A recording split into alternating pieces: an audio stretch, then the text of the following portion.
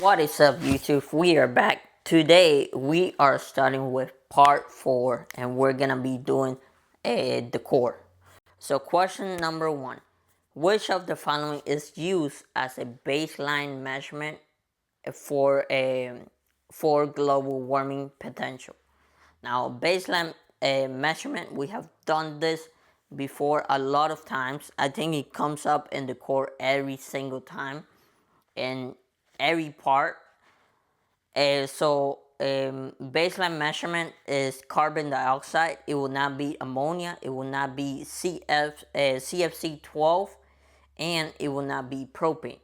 It will be carbon dioxide. Question number 2. How does global warming potential of R410A compare to carbon dioxide? Now, we have also done this before, and I do think it comes up a lot. It will not be lower, it will not be equal, it will not be 100 times greater, it will be thousands times greater. So the answer for number 3 will be B. They are significantly lower. Number 4. Which of the following refrigerant is an HFO? Now, HFOs are refrigerants that are not harmful to the environment.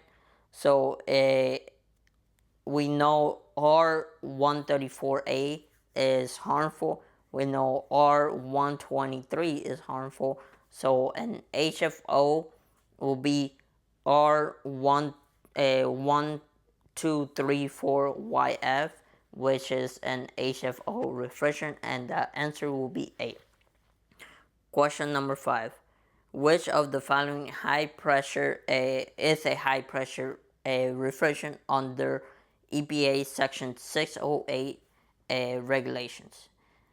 And the answer for this one will be, of course, A, R410A. Question number 6. It says, which of the following gases help from the form the Earth protective shield? And the answer for this will be simple: stratospheric ozone. That's the one that will be the answer, and that is C. So C will be the answer for number 6. Number 7.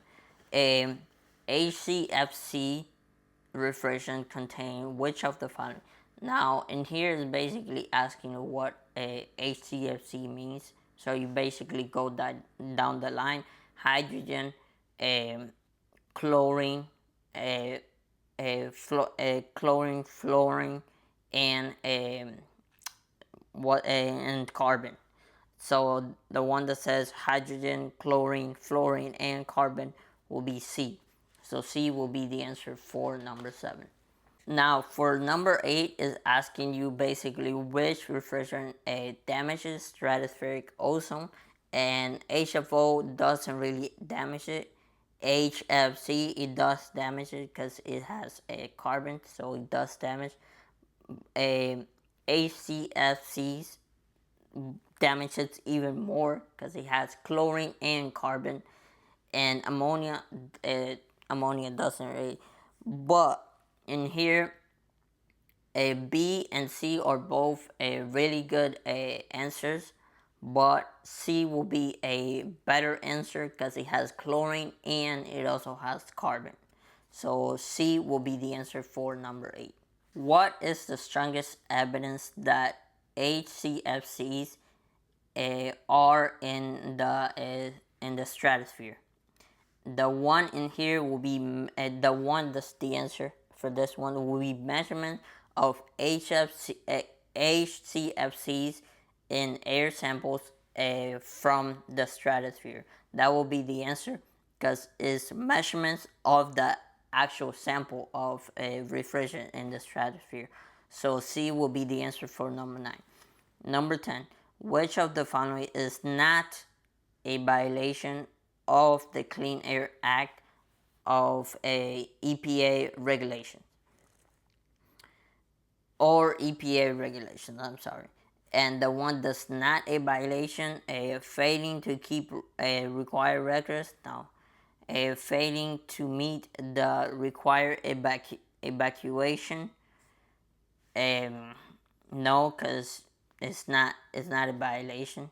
Knowingly releasing CFC, HFC, and HCFC and HFC refrigerant while replaying appliance, no. Knowing, recovering, and exempt refrigerant. D would not be a violation, therefore that is the answer, because and the question it says which one is not a violation. So number 11, which of the following is not a violation of the refrigerant measurements regulations under the Clean Air Act? Failing to recover refrigerant, no. Servicing a system that uses, no. Failing to recover refrigerant in a leak system to at least 0 psi. Adding nitrogen with a fully charged adding nitrogen to a fully charged system, then called the mixture a leak check gas, and venting the mixture to the stratosphere. So not a violation, it will be B.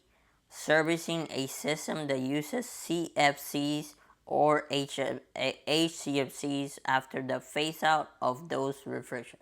That will be the answer for number 11. Number 12. What is the phase out date for the production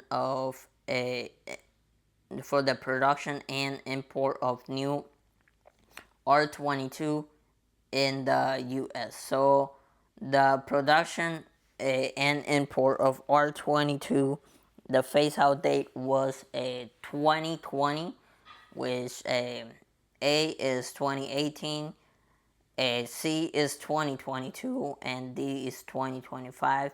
The answer will be B, which is 2020.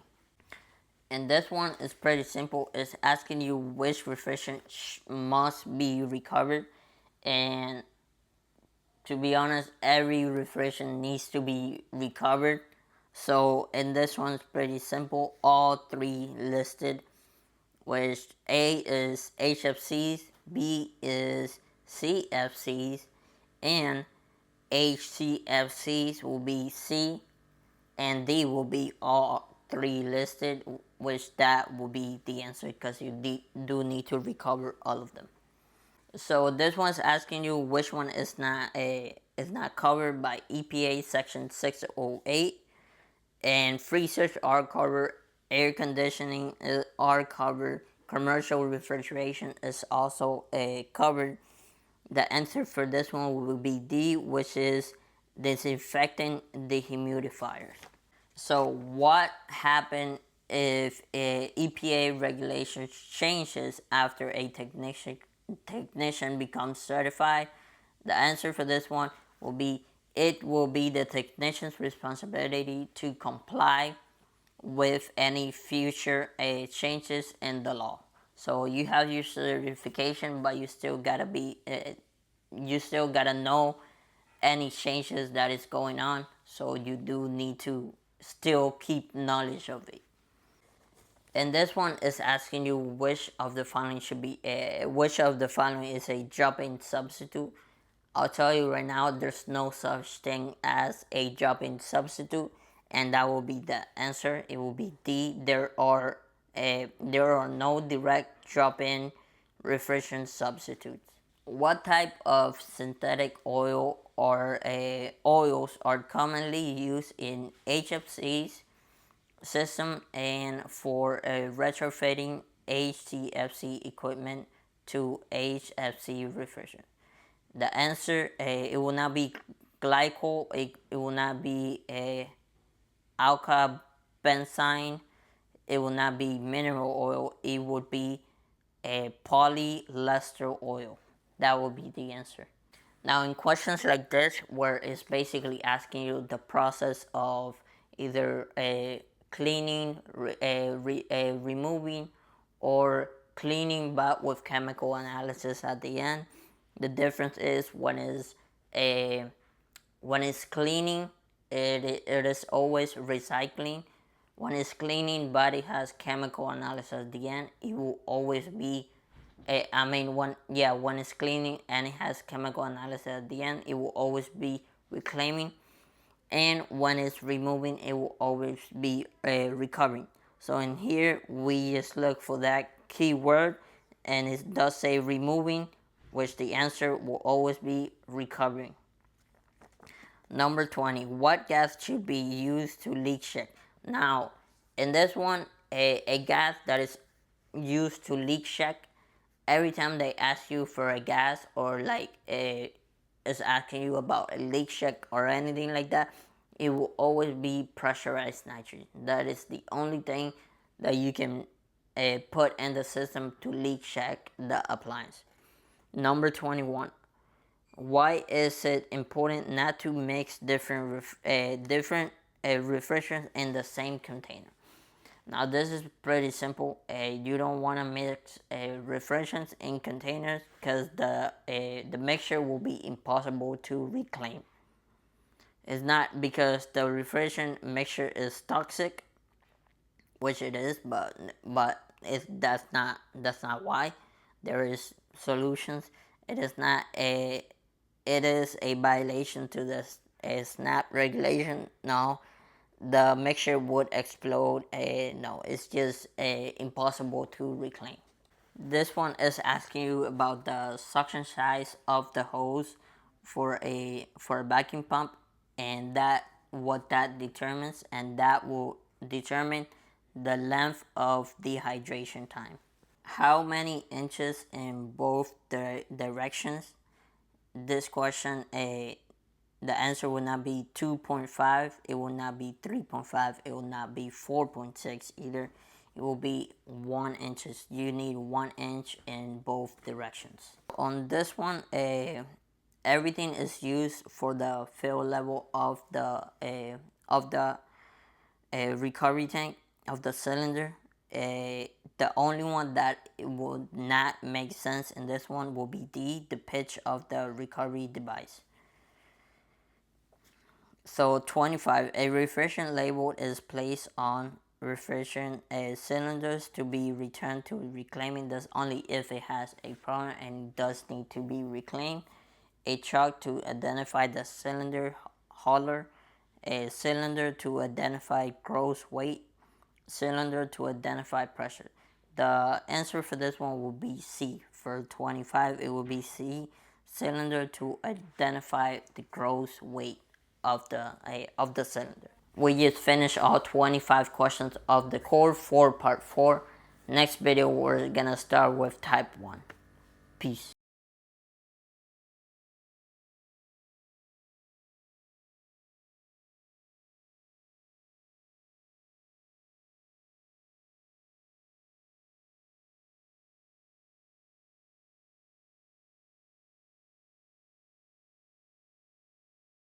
That's the last question of the core 4 part 4.